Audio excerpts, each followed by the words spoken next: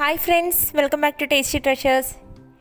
ഇന്ന് ഞാനിവിടെ ഒരു അടിപൊളി പായസത്തിൻ്റെ റെസിപ്പി ആയിട്ടാണ് വന്നിരിക്കുന്നത്. സദ്യകളിലൊക്കെ നമുക്ക് ഉണ്ടാക്കാൻ പറ്റിയിട്ടുള്ള ഒരു ടേസ്റ്റി ആയിട്ടുള്ള പായസമാണ് ഇടിച്ചു പിഴിഞ്ഞ പായസം അഥവാ സദസതയം പായസം എന്ന് പറയും.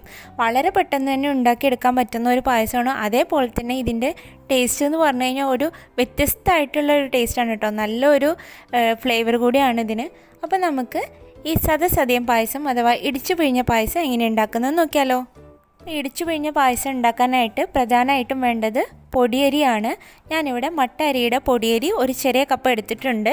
അത് നമുക്ക് കടയിൽ നിന്നൊക്കെ ബ്രോക്കൺ മട്ട റൈസ് എന്ന് പറഞ്ഞിട്ട് അല്ലാന്നുണ്ടെങ്കിൽ നമ്മൾ പായസം റൈസ് എന്നുള്ള പേരിലൊക്കെ വാങ്ങിക്കാൻ കിട്ടുന്നുണ്ട് കേട്ടോ. അപ്പോൾ നല്ലോണം ചെറിയ അരി നോക്കിയിട്ട് വേണം വാങ്ങിക്കാനായിട്ട്.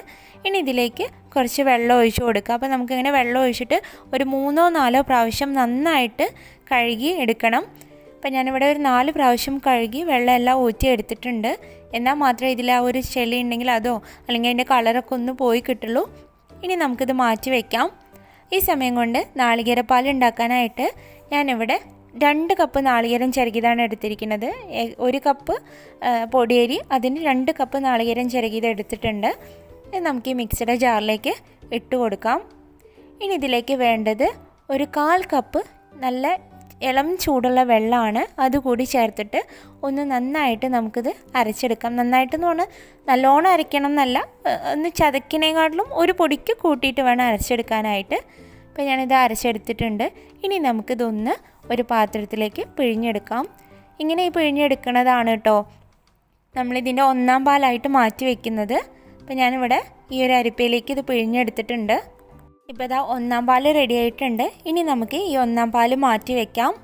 അപ്പോൾ നമ്മൾ നേരത്തെ ചതച്ചെടുത്ത് പിഴിഞ്ഞ് മാറ്റി വെച്ച ആ സെയിം നാളികേരം ഉണ്ടല്ലോ, അതിലേക്ക് തന്നെ നമുക്ക് വീണ്ടും ഒരു 1/4 കപ്പ് വെള്ളം കൂടി ചേർത്ത് കൊടുത്തിട്ട് ഒന്നുകൂടി നന്നായിട്ട് അടിച്ചെടുക്കാം. ഇപ്പോൾ വെള്ളത്തിൻ്റെ അളവ് ഒരു നുള്ളു കുറവാണ് തോന്നുകയാണെങ്കിൽ 1-2 സ്പൂണും കൂടി ഒഴിച്ച് കൊടുത്താൽ മതി. അതും ഇളം ചൂടുവെള്ളം തന്നെയാണ് ഞാൻ ഒഴിച്ച് കൊടുത്തിരിക്കുന്നത്. എന്നിട്ടും ഇതും നമുക്ക് ഇതേപോലെ അടിച്ചെടുത്തിട്ട് നന്നായിട്ടൊന്ന് അരിച്ചെടുക്കണം. അപ്പോൾ ഞാനിതവിടെ അരിച്ചെടുത്തിട്ടുണ്ട്. അപ്പോൾ അതാ 2-ാം പാലും കിട്ടിയിട്ടുണ്ട്. അപ്പോൾ ഇത് 2-ാം പാലാണ്. 1-ാം പാൽ ആദ്യം എടുത്തത് മാറ്റി വെച്ചിട്ടുണ്ട്. ഇപ്പോൾ 2-ാം പാലും എടുത്തിട്ടുണ്ട്. ഇപ്പോൾ 2-ാം പാലാണിത്. ഇനി നമുക്ക് വേണ്ടത് 3-ാം പാൽ കൂടി എടുക്കണം. അപ്പോൾ അതിനായിട്ട് ബാക്കി നമ്മൾ ഈ പിഴിഞ്ഞെടുത്ത സെയിം നാളികേരത്തിലേക്ക് തന്നെ കുറച്ചധികം വെള്ളം ചേർത്തിട്ടാണ് നമ്മൾ ഈ 3-ാം പാൽ തയ്യാറാക്കി എടുക്കുന്നത്. അതും ഇതേപോലെ തന്നെ ഇളം ചൂടുവെള്ളം ഇതിലേക്ക് ഒഴിച്ചു കൊടുത്തിട്ട് നമ്മൾ അടിച്ചെടുത്താൽ മതി. 3-ാം പാൽ എടുക്കാനായിട്ട് ഞാനിതിലേക്ക് ഏകദേശം 1.5 കപ്പിൻ്റെ അടുത്ത് ഇളം ചൂടുവെള്ളം ചേർത്ത് കൊടുക്കുന്നുണ്ട് കേട്ടോ. കാരണം 3-ാം പാൽ പറഞ്ഞാൽ കുറച്ച് വെള്ളമായിട്ടാണ് നമുക്ക് വേണ്ടത്.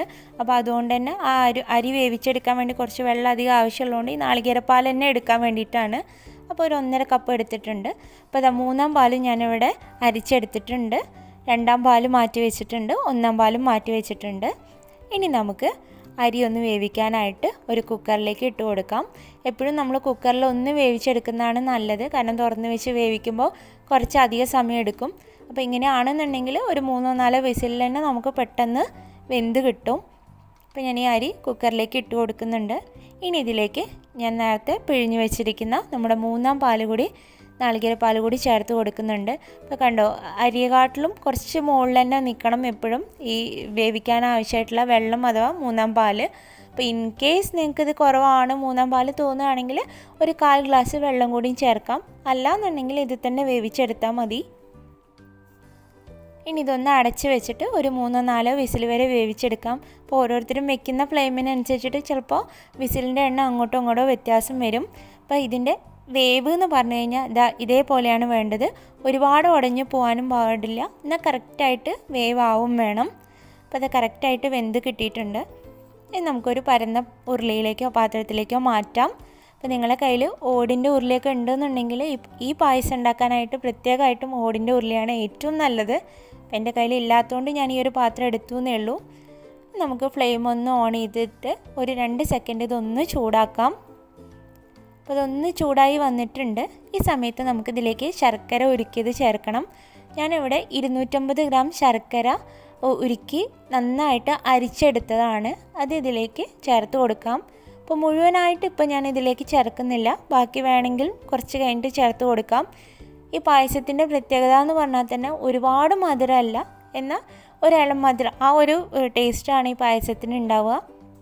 അപ്പോൾ അതുകൊണ്ട് തന്നെ ശർക്കര ആദ്യം ചേർത്ത് കൊടുക്കുമ്പോൾ ഒരുപാട് കൂടിപ്പോവാതെ നോക്കണം. ഇനി നമുക്ക് ഈ ശർക്കരയൊക്കെ ഒന്ന് നന്നായി വെന്ത് ഈ അരിയിലേക്കൊക്കെ ഒന്ന് പിടിക്കുന്നവരെ വെയിറ്റ് ചെയ്യാം. അപ്പോൾ ഈ ഇടിച്ചു പിഴിഞ്ഞ പായസത്തിൻ്റെ പ്രത്യേകത എന്ന് പറഞ്ഞാൽ തന്നെ ശർക്കരയുടെ ആ വേവിലാണ് ഇരിക്കുന്നത്. ശർക്കര കറക്റ്റായിട്ട് വെന്താൽ മാത്രമേ ആ പായസത്തിന് ആ ടേസ്റ്റ് കിട്ടുള്ളൂ. അതുകൊണ്ട് തന്നെ ലോ ടു മീഡിയം ഫ്ലെയിമിൽ വെച്ചിട്ട് വേണം ഇത് നന്നായിട്ടൊന്ന് വേവിച്ചെടുക്കാൻ.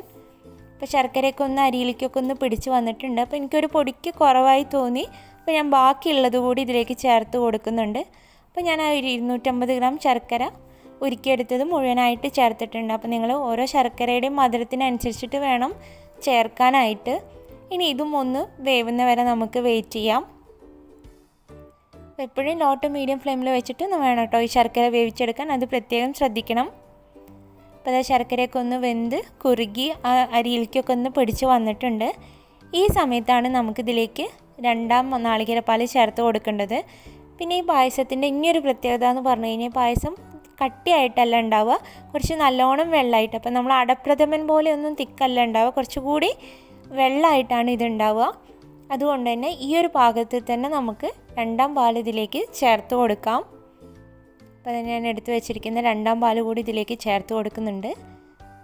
2ാം പാലും ചേർത്ത് കൊടുത്തിട്ട് നമുക്ക് ഒരുപാട് നേരമൊന്നും ഇളക്കി കൊടുക്കേണ്ട ആവശ്യമില്ല. ഒരു 4 to 5 minute low to medium ഫ്ലെയിമിൽ വെച്ചിട്ട് ഒന്ന് കുറുക്കിയെടുത്താൽ മതി. ഒരുപാട് കുറുക്കണ്ട. ഞാൻ പറഞ്ഞു ഈ പായസം എന്ന് പറഞ്ഞാൽ കുറച്ച് വെള്ളം പോലെയുള്ള പായസമാണ്. അതുകൊണ്ട് തന്നെ ലോ ടു മീഡിയം ഫ്ലെയിമിൽ വെച്ചിട്ട് ഒരു 4 to 5 മിനിറ്റ് നമുക്ക് ഒന്ന് ഇളക്കി ഒന്ന് യോജിപ്പിച്ചെടുക്കാം. അപ്പോൾ അത് ഒന്ന് നന്നായിട്ട് പാലൊക്കെ ഒന്ന് മിക്സായി വന്നിട്ടുണ്ട് അരിയിലേക്ക്. ഇനി നമുക്കിതൊരു 4 to 5 മിനിറ്റ് വേവിക്കാം. അപ്പോൾ അതൊരു 4 മിനിറ്റ് കഴിഞ്ഞിട്ടുണ്ട്. നാളികേരപ്പാലൊക്കെ ഒന്ന് മിക്സായി വന്നിട്ടുണ്ട്. ഇനി നമുക്കിതിലേക്ക് വേണ്ടത് ചുക്കും ജീരകവും പൊടിച്ചതാണ്. അപ്പോൾ ചുക്കും അതേപോലെ തന്നെ ജീരകം വറുത്തതും കൂടി ഒന്നിച്ച് പൊടിച്ചെടുത്തത് ഒരു 1/4 ടീസ്പൂൺ ഞാനിവിടെ ചേർത്ത് കൊടുക്കുന്നുണ്ട്. പിന്നെ ഇതിലേക്ക് ചേർക്കുന്ന ഒരു സാധനം എന്ന് പറഞ്ഞിട്ടുണ്ടെങ്കിൽ നമ്മുടെ കൽക്കണ്ടാണ്. അത് ഞാനിവിടെ ഒരു 2 ടേബിൾ സ്പൂൺ കൽക്കണ്ട ഇതിലേക്ക് ചേർത്ത് കൊടുക്കുന്നുണ്ട്. പിന്നെ വേണ്ടത് ഒരു നേന്ത്രപ്പഴം ഇതേപോലെ ചെറുതാക്കി നുറുക്കിയതാണ്, അതുകൂടി ഇതിലേക്ക് ചേർത്ത് കൊടുക്കാം. അതുകൂടി ചേർക്കുമ്പോൾ ഒരു പ്രത്യേക ടേസ്റ്റാണ് കേട്ടോ ഇതിന്. എന്നിട്ടൊന്ന് നന്നായി ഇളക്കി യോജിപ്പിക്കാം. അപ്പോൾ ഈ ചുക്കും ജീരകവും പൊടിച്ചതും അതേപോലെ തന്നെ കൽക്കണ്ടവും പഴമൊക്കെ ഒന്ന് നന്നായി ഇളക്കി യോജിപ്പിച്ച് കഴിഞ്ഞ് കഴിഞ്ഞാൽ പിന്നെ നമ്മൾ അധികം നേരം ചൂടാക്കേണ്ട ആവശ്യമില്ല. ഇതിലേക്ക് നമ്മൾ മാറ്റി വെച്ചിരിക്കുന്ന 1ാം നാളികേരപ്പാൽ കൂടി ചേർത്ത് കൊടുക്കാം. ഈ 1ാം നാളികേരപ്പാൽ ചേർത്ത് കൊടുത്ത് ഉടനെ തന്നെ നമ്മൾ ഫ്ലെയിം ഓഫ് ചെയ്യണം. ഫ്ലെയിം ഓഫ് ചെയ്തിട്ട് ഈ ചൂട് തന്നെ ഇതൊന്ന് നന്നായി നമുക്ക് ഇളക്കി യോജിപ്പിക്കാം. അപ്പോൾ നമ്മളെ ടേസ്റ്റി ആയിട്ടുള്ള ഇടിച്ചു പിഴിഞ്ഞ പായസം ഇവിടെ റെഡി ആയിട്ടുണ്ട്. ഒരു പ്രത്യേക ടേസ്റ്റാണ് ഇതിന്, പറയാതിരിക്കാൻ വയ്യ. എല്ലാവരും ഒന്ന് ട്രൈ ചെയ്ത് നോക്കൂ. എല്ലാവർക്കും ഇഷ്ടമായാൽ ലൈക്ക് ചെയ്യാനും കമൻറ്റ് ചെയ്യാനും ഷെയർ ചെയ്യാനും മറക്കരുത്. ആദ്യമായിട്ടാണ് ചാനൽ കാണുന്നതെങ്കിൽ സബ്സ്ക്രൈബ് ചെയ്യാൻ മറക്കരുത് കേട്ടോ. അപ്പം നമുക്ക് വീണ്ടും പുതിയ നല്ല റെസിപ്പീസായിട്ട് കാണാം. Thanks for watching.